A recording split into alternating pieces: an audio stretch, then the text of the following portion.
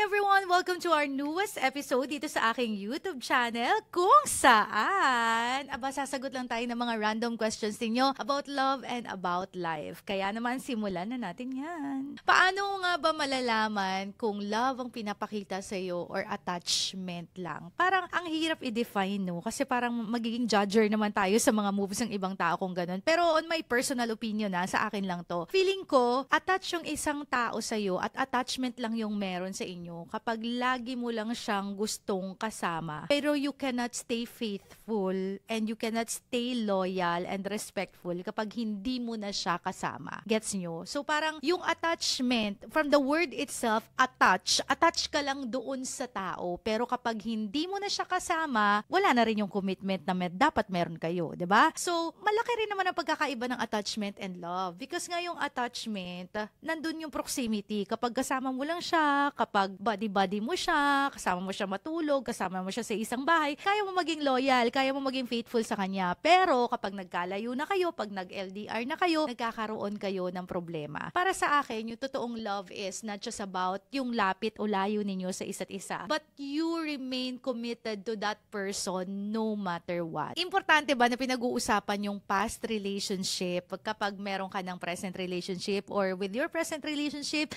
pinag-uusapan nyo pa rin ba dapat yung past ninyo? Actually, that's a good question. That's a very good question kasi marami mga tao nag-aaway din talaga dito. Well, eto lang naman ang masasabi ko. It's a yes and it's a no. Number one is a yes. Of course, kailangang malaman ng present po kung ano ang nangyari in the past. Why? Kahit pa kasi sabihin nating past yun, lahat ng pinagdaanan natin in the past, lahat kasi ng pinagdaanan natin in the past, ang result nun ay kung sino tayo ngayon at kung paano tayo magmamahal sa present natin. So, hindi rin natin pwedeng baliwalain yung past na hindi natin siya sasabihin o itatago na lang natin siya sa present natin. Kasi, whether we like it or not, kahit anong tago natin, kahit anong iwas natin, meron tayong mga past experiences, especially kapag traumatic yung relationship, parang bumabalik kasi yun at nagiging issue yun sa present relationship. So, dapat, sa una pa lang, alam na ng present mo, anong nangyari in the past.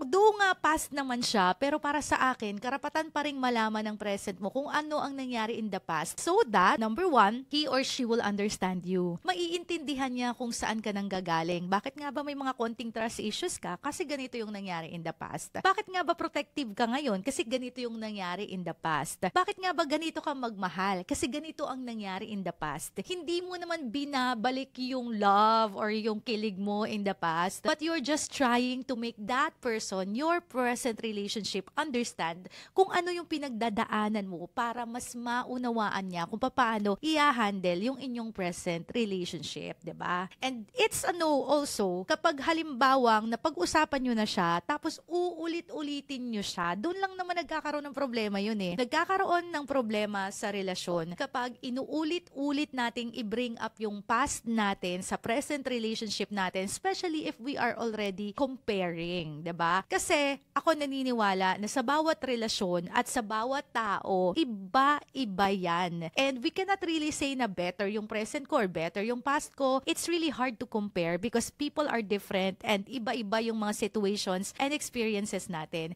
It's very awkward that you have a present relationship tapos lagi mo na lang pinag-uusapan o lagi mo lang inuungkat yung past, lagi mo na lang binibring up yung past, or worse is, lagi mo na lang kinukompare sa past. So para sa akin, enough na napag-usapan nyo siya once. Pero yung patuloy nyo pa siyang ibibring up sa relationship, kahit papaano may sakit yon at kahit papaano may pride kasi doon eh. So wag na nating uulit-ulitin pa. Tama lang mapag-usapan ng isang beses pero hindi na siya kinakailangang ulit-ulitin pa, lalong-lalo na kung nagiging source ng pag-aaway natin yung pag-uusapan pa natin yung past.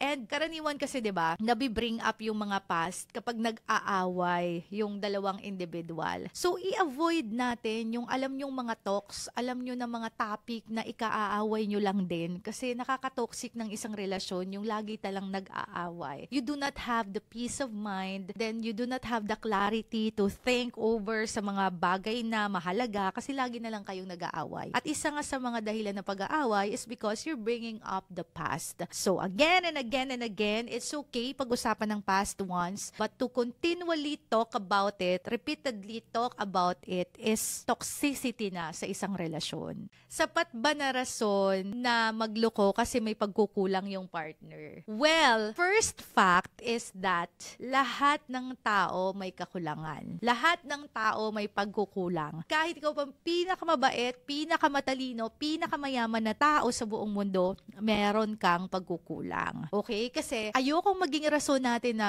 nagkulang ka kasi kaya nagloko ako. So, gets yun na kung anong sagot ko doon, di ba? Hindi ibig sabihin na nagkulang ang isang tao is magloloko ka na. Kasi nga, the fact is, lahat ng tao may pagkukulang. Iba-iba tayong level ng pagkukulang, iba yung ating mga pagkukulang, pero lahat tayo nagkukulang because nobody is perfect. Pero hindi ibig sabihin na hindi perfecto ang isang tao, nagkukulang at nagkakamali ang isang tao, ay ipagpapalit mo na siya. And worse, lolokohin mo siya. Iba kasi yung pinagpalit sa niloko. Diba? Yung pinagpalit is at least hindi mo pinagsabay. Pero yung niloko, you're fooling that person. Nagsisinungaling ka para itago at isave ang sarili mo while you are hurting that person. Kaya nga, napaka-importante po na maintindihan natin at magkaroon tayo ng maturity in a relationship na sa isang relasyon, it's not always perfect. Hindi laging puno. Hindi laging walang kulang. Darating ang panahon, magkakamali yung partner mo. Darating ang panahon, magkukulang yung partner mo kasi lahat naman tayo may pinagdadaanan sa buhay. 'Di ba? Minsan may pinagdadaanan ka sa family mo, sa career mo, sa studies mo, and it affects your relationship. Kaya minsan nagkukulang ka na sa relasyon kasi ang dami mong pinagdadaanan outside. And yung mga ganong instances, hindi natin masisisi yung tao bakit minsan nagkukulang na sila sa relationship kasi nga merong mga unavoidable situations na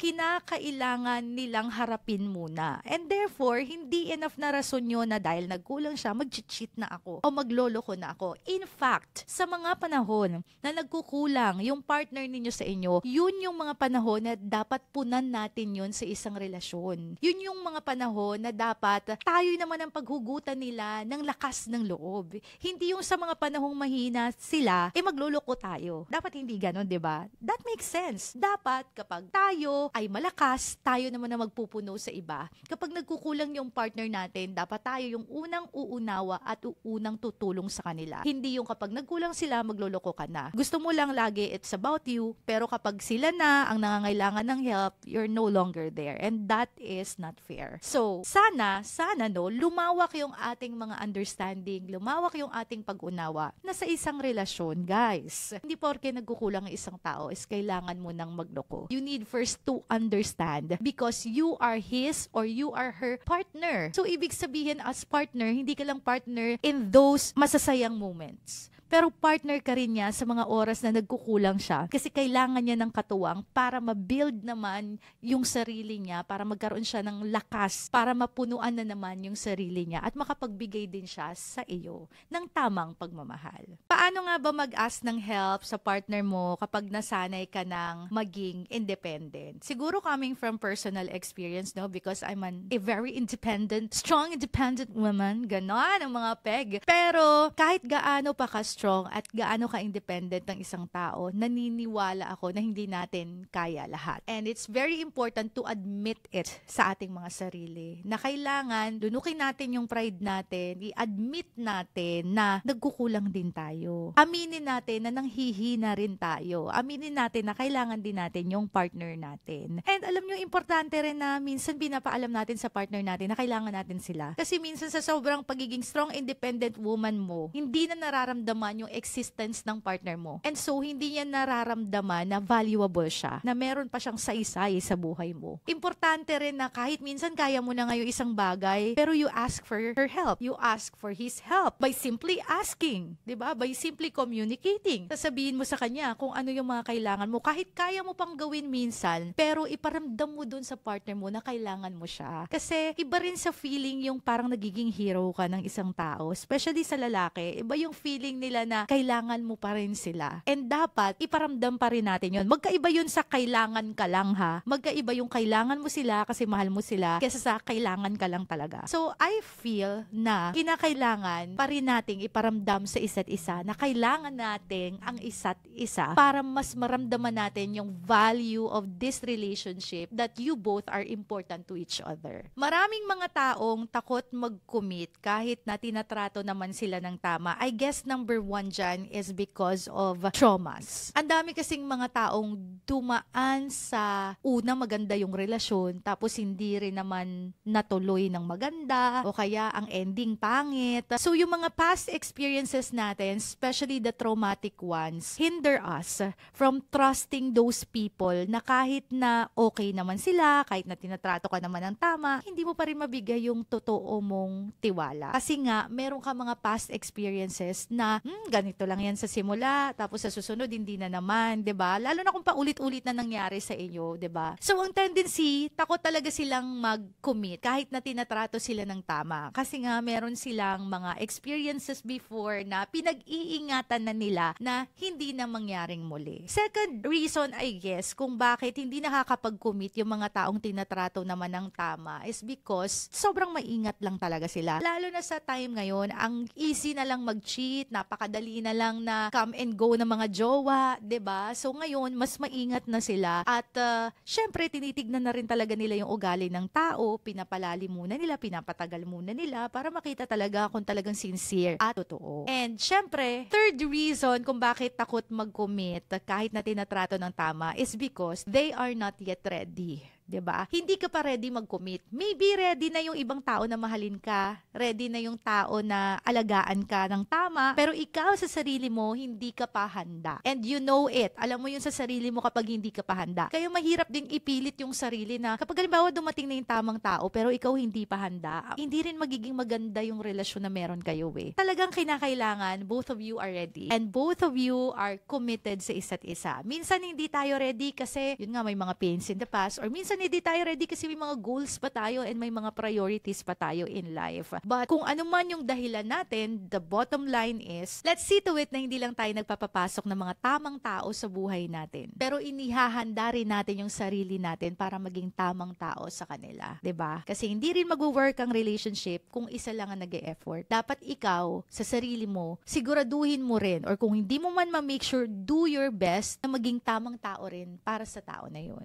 Masasabing worth fighting for pa ang isang relasyon kapag dalawa pa kayong lumalaban. Pero kapag isa ka na lang na lumalaban, tapos yung isa sukong-suko na, what's the sense, 'di ba? I mean, minsan talaga nangihina yung partner mo, pero iba yung word na sumuko na siya sa iyo. Paano nga ba sumusuko ang isa tao? Syempre kapag wala na siyang kaamor-amor sa iyo. Pangalawa, kapag halimbawang naghanap na siya ng iba, ibig sabihin sinukuan ka na niya. Kasi hindi ka naman maghahanap ng ibang tao kung gusto mo pang ipaglaban ng relasyon na meron kayo. You cannot say na mahal mo pa yung relasyon na meron kayo tapos naghanap ka na ng iba. That's so wrong. 'Di ba? Hindi natin pwedeng pagsabayin yung thought na yon. Kaya nga, masasabi ko na worth fighting for ang isang relasyon kapag dalawa kayo ay nag-e-effort pa para ayusin ito. Pero kapag naghanap na ng iba yung isang tao, ibig sabihin sumuko na siya. 'Di ba? So, ang hirap naman ipaglaban ng isang relasyon na sumuko na yung isa. Sa relasyon kasi para kayo nagsasagwan, 'di ba? May nagsasagwan sa kanan, may nagsasagwan sa kaliwa. Sabay kayo, nag-strategize kayo para sa bawat pagsagwan ninyo, nagmo-move forward kayo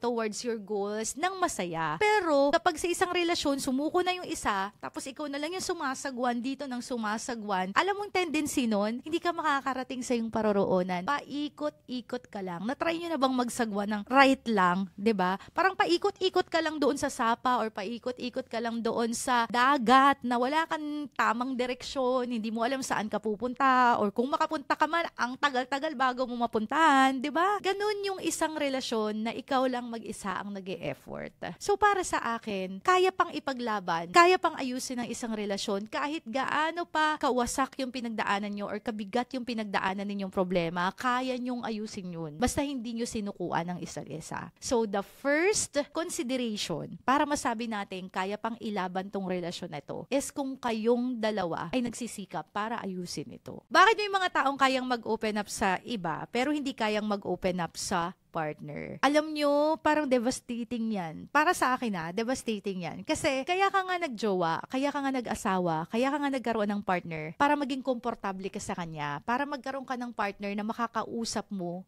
everyday. Kasi ako sa relationship ko kay Jaren, sa husband ko, isa yan sa mga pinagpapasalamat ko, yung nakakausap ko siya about anything, kahit na sa mga pinakawalang kwentang bagay hanggang sa mga pinakamalalalim na bagay na pag-uusapan namin. And nakakapag-open up ako sa kanya ng mga problems ko. And I think yun yung dapat na meron sa isang relasyon yung comfortable tayo na i-share sa isa't isa yung pinagdadaanan natin. Kaya nga ang saklap kapag hindi mo yun nagagawa sa partner mo. But the reasons, ano nga bang reasons? Bakit hindi natin na i-share sa mga partner natin yung mga gusto nating sabihin? Kasi number one, baka laging may judgment. Lagi tayong may judgment sa partner natin kaya nahihirapan na siyang mag-share sa iyo. Diba, naalala niyo yung salitang comfort? Yung nagpapa-comfort ka pero nag-flirt ka. Bakit nga ba dumadating sa mga ganong point yung isang tao? I think it's not just because makati sila or malandi sila or whatsoever. I don't think na hindi lang yun I don't think na yun lang yun. May mga tao kasi na kailangan nila ng mapag-o-openan pero hindi sila makapag-open up sa partner nila because maybe, number one nga is nakakakuha sila ng judgment instead of understanding. Minsan, bago natin inuunawa yung isang tao, ginajudge muna natin yung kanyang pagkatao, which is wrong. So, I think, yun yung isa sa mga primary reasons kung bakit nahihirapan mag-open up yung partner natin sa atin. Kasi nga, nauuna yung panghuhusga kesa sa pag-uunawa. And second is, walang time. 'Di ba? Wala kang time para makinig sa partner mo. Wala kang time para makinig sa pinagdadaanan niya. Wala kang time para kamustahin siya. Wala kang time para bisitahin siya. Wala kang time para tanungin siya. Wala kang time para samahan siya. So, paano mo siya mauunawa? Kaya ang tendency ng partner mo, sa iba na lang mag-open up, 'di ba? Sa barkada, at ang hindi niyan maganda is mag-open up siya doon sa mga taong pinagseselosan mo, 'di ba? Hindi 'yun maganda. Pero sometimes kasi hindi natin binibigyan yung ng choice yung tao na mailabas niya yung gusto niyang sabihin kasi hindi ka naman nagbibigay ng oras para sa kanya. Kaya nga kahit na mag-asawa kayo, 'di ba? Kahit na mag-asawa na kayo or magkasama na kayo sa bahay, it's also very important na tanungin mo yung asawa mo, kamusta ka? 'Di ba? How's your life? Kamusta yung araw mo? Ano yung mga pinagdadaanan mo ngayon? Ba't ka umiiyak? Bakit ka malungkot? Yung mga simpleng ganun, it shows concerns. And para matulungan natin yung partner natin na maging komportable sa atin at pagkatiwalaan tayo, we need also to make that person feel na concern tayo sa kanya. So kaya nag-o-open up yung partner mo sa iba. Kasi nga, hindi ka rin nagpapakita ng concern sa kanya. At bakit naman mag-o-open up ang isang tao sa isang tao na hindi concern sa kanya? Gets niyo yung point? Ibig sabihin ng nun, kailangan iparamdam mo sa partner mo that you are there and that you are not just there to advise but you are there to listen because that's the primary role na dapat meron tayo when it comes to communication. Dapat matuto tayo at marunong tayong makinig. And I really hope na isa ito sa mga bagay na ma-resolve natin sa isang relasyon kasi sobrang ganda ng isang relasyon na marunong tayong makinig, marunong tayong umunawa at nakakapag-share tayo ng anything sa partner natin. Sobrang sarap ng relationship na ganun kasi wala kang tinatago, comfortable ka, tapos kapag halimbawa nagsiselos ka, naiinis ka, sinasabi mo, di ba? Nare-resolve nyo ang kahit na anong bagay. Pero kung dun pa lang sa point na hindi mo mapagkatiwalaan yung partner mo sa mga nararamdaman mo, I felt like it's something that you really need to prioritize working on. Kailangan i-priority sa relasyon na open ang communication, na komportable kayo sa isa't isa, at pinagkakatiwalaan ninyo ang isa't isa. Paano nga ba malalaman na fully healed ka na? Actually, that's a hard question. Kasi 'di ba, iba-iba tayo ng level of pains. May mga pains na, mababaw lang, nagli-leave lang ng scars, pero may mga pains na kinakailangan ng surgery. 'Di ba kahit sa mga physical pains, meron ding mga pains na kinakailangan ipa-check up mo siya monthly. Kahit na nag-heal na siya, pero kailangan may mga follow-up check-up. Iba-iba siya depende siya sa level of pains. Pero kung akong tatanungin, isang bagay at indication na healed ka na talaga is if you can be happy for that person who hurt you. Kapag kaya mo nang maging masaya para doon sa taong sinaktan ka, ibig sabihin you are already healed. 'Di ba? Kasi sa una, ang hirap maging masaya para sa mga taong nanakit sa'yo. Anong unang-una mo mararamdaman? Bitterness. And you know, bitterness is normal. 'Di ba? Kung nabibitter ka for a time, hindi yun abnormality at hindi ka masamang tao dahil nabitter ka. Kasi nasakan ka eh. 'Di ba? Ang tendency mo, dapat masaktan din sila kasi nasaktan ako eh. Pero kapag nakikita mo silang masaya, tapos ikaw nasasaktan, parang may part and season in your life that you're getting bitter, nagiging ampalaya ka be, 'di ba? But for me, that is normal. Naiintindihan ko yung mga taong nagiging bitter. Pero masasabi ko na nasa healing point ka na talaga and healed ka na talaga kapag wala na yung bitterness sa puso mo. Wala ka ng ampalaya moments at masaya ka na para dun sa tao. 'Di ba naranasan nyo yun? Naramdaman nyo yun? Dati nung una kayong nag-break nung ex mo, masakit, umiiyak ka, tapos level 2, nagiging bitter ka na, 'di ba? Lahat ng mga masasakit na salita, lahat ng mga masasamang salita lumalabas sa bibig mo. Bitter ka talaga kahit na itago mo, bitter ka. Pero darating at darating din talaga yung point na parang masaya ka na for that person. Kahit na alam mong sinaktan ka ng tao na yan, pinagpalit ka ng tao na yan, pero parang dumating na yung point na hindi na siya nagmamatter masyado sa'yo. Kung ano man ang gawin niya, go lang. Pero masaya ka na para sa kanya. Masaya ka na na malaya na siya at masaya ka na rin na malaya ka na. Masaya ka na rin na may iba na siya at masaya ka na rin that you are moving forward. So I guess you can really say that finally I am healed because I'm no longer bitter. I'm no longer unhappy, but I am at peace and I am happy for those person who had hurt me. Bakit nga ba laging naiiwan yung mga mas nagmamahal? Kasi nga, mas nagmamahal siya. 'Di ba? Ikaw yung mas nagmamahal, ikaw yung mas nag-i-endure, ikaw yung mas nagsasacrifice, ikaw yung mas umuunawa, ikaw yung mas nagiging matatag. Kaya nga, ikaw yung nananatili. And isang malaking fact yun na sa pananatili mo, ikaw yung naiiwan. And that is natural for someone who really loves you, for someone na mas nagmamahal. So, sana, kahit na ganun pa man, na laging naiiwan yung mga mas nagmamahal, hindi naman ito maging hindrance sa atin na, ay, ayoko na lang mas magmahal. Dapat less lang yung pagmamahal ko, dapat 50% lang para hindi masakit. Huwag naman ganun. Ako, kahit na ang dami ng brokenness, ang dami ng heartbreaks ang narinig ko at nadaanan ko personally, I would always advise na sa isang relasyon, give your 100% or 101%. Huwag mo lang pabayaan ang sarili mo. Give your 100%. Kasi minsan, natatakot na tayong ibigay yung 100% na pagmamahal natin kasi iniisip natin, baka iwanan tayo, baka lokohin tayo. So that's unfair din doon sa taong nagmamahal sa atin. Imagine, if you both are giving your 100% of love, ano na lang kayang pagmamahal yung mabubuo natin? So, sinasabi ko lang ngayon is that, yes, yung mga mas nagmamahal, karaniwan sila talaga yung naiiwan, pero wag naman nating gawin na hindi na natin ibibigay yung best natin sa isang relasyon kasi takot tayong iwanan tayo. I hope tanggalin natin yung mga negativity sa isip natin. Pag mahal natin, ibibigay natin yung 100% natin. Kasi lagi kong sinasabi, mas okay na nasaktan ka, mas okay na iniwanan ka, kaysa magkaroon ka ng regrets kasi hindi mo binigay yung best mo at nawala yung taong mahal mo. Paano nga ba malalaman that this person is the one for you? Alam mo, kahit sino naman sigurong manghuhula, hindi mahuhulaan na, ay, ang tao na yan para sa akin na yan. 'Di ba? Wala naman sigurong ganun pagkakita mo sa kanya, ay, forever ko na yan. Kahit yung mga taong pumasok sa marriage or sa kasal, hindi nila talaga sure kung yung tao na yun talaga makakasama nila habang buhay. 'Di ba marami kayong mga nakilala, nagpakasal, tapos nag-break din, nagkaroon ng annulment, nakipag-divorce, 'di ba? Ang daming mga nag-break kahit nakasal na. Ito lang masasabi ko, hindi mo malalaman unless you try. Hindi mo malalaman na siya yung tao para sa'yo unless itry mong mahalin siya at ibigay mo yung best mo. As I always say, love and relationship is always a risk. Hindi yan sure na babalik sa'yo eh. Isa yung sugal. So, sa sugal, hindi ka naman laging panalo. Hindi ka rin naman laging talo. There are wins and there are losses. Pero ang pinakamaganda dyan is marunong ka pa rin mag-take risk. Marunong ka pa rin mag-risk in love. love. Kasi that is the only chance and choice na kaya mong malaman kung ang tao ba na yan ay para sa'yo o hindi.